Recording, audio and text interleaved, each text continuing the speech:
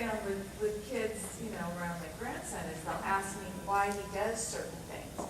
And I'll just tell them, a lot of times I'll tell them he is autistic and his brain sees things differently, or, he just enjoys looking at those weeds and the movement that they make. And they'll usually accept that pretty well. Right. They just they want to understand. Right, they just want to understand.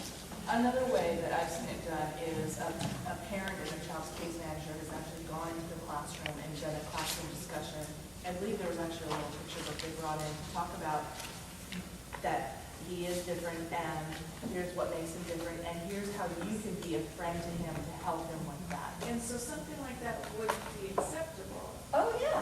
And yeah, you- my daughter used to do it for my son. She used to give the talks to his class. She used to go, I'm his sister. I know it's kind of weird, but this is what you can do. If you give me your contact information, I can hook you up with the case manager I know that did that and she can give you the Okay. And the Ventura County Autism Society used to have people that would go in, sometimes try to say, as his mom or his dad, I don't want to go into my kid's class because everyone knows that, so-and-so's parent is like, this is actually causing trouble for the kid because, that makes it a little too special. But the Autism Society had people who would come in and give that kind of a lecture and that kind of, bridge. And actually, I encourage, if there's a situation. We're going to give her a lecture and they don't say, well, this child's autistic or something like that. Right, they said this is, let's talk about, some kid, this is what this kid likes to do, or what kids with autism need to do. And the younger you can actually do that kind of training, the better. The worst time to do that is to wait until they're in junior high. Because probably junior high, all kids hate each other. And they all form groups. Laura, you have a comment? Ask the kid before you do it. Yes. Talk to the child, make sure that it's okay that you share that information. I'm a school psychologist, and I've done that myself in my district, where I might go in with another related service provider and just do that kind of ability awareness training without identifying who the student is.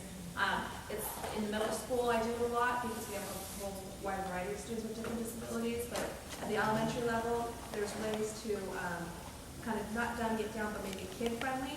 I have things that if you want to take a look at, I can send to you some of the things that I've developed. To go into the classroom, if you want to get me after. The thing is, you don't really have to go outside your own school to get that kind of assistance. There's also some videos the kids can watch. There's some. Well, I just wondered if there were resources, before I asked for it. Rainbow Family Resource Center has some materials as well. Yeah. Okay. Yes, one I more. have a question for the speech and language pathologist. I actually have an assistive technology question and a speech and language question. What types of, for the assistive technology, what types of software have you seen are beneficial or have been recommended for students on the spectrum who have trouble with the organization and focus of their writing? I know a lot of kids have a fine motor issue, but then a lot of them have that whole inferential piece where they can't really get the thing down on paper. Is there software out there that... We have a program that we love called Clicker 5. I don't run that section, so I can give you my take on it, but if you need more information, definitely call ATAC and talk to Sherry. But it has different grids. It has the word processor part, and then it's just different access. So it can be whole word grids, and there's all sorts of programs in it that are templates for it. If you buy the program, there's also a web section that teachers have done different grids, and this is really good. I'm going to post it on the web, so if you want to do a language arts section at a grade 2 level, you just go out on the web, get it, boom, it comes up. The different templates that I've seen, for example, there's at school read, and it goes along, and as the child clicks on it, it says, at school I like to do art, at school I like to do this, at school I like to do that. Then the next program's at school read, and it has the sentence but mixed up, and the child has to click on it and put it in order. And it won't speak until you hit the period. When you hit the period, then the whole thing goes. There's also forced choice ones where it's subject, verb, object. So the child's name you can put in there, mom, Mrs. Smith, ate, wrote, ran, and then some subject, objects of it. And so you can't go and choose a verb first. You can only choose a subject first. This helps really a lot with working with a lot of kids with autism. They click. You can't do that. You go into the subjects, you click one, the rest of them aren't available. Now you can go into the verbs And that's all you can click. You can click one, if they're not available anymore, now you have to move over to the object. You can click one. Now the only thing that's available is the period. And then it will say the sentence, and then you can move on. But there's no, again, 90-word sentence of the word the, which we had a child do and read to us. Isn't this great?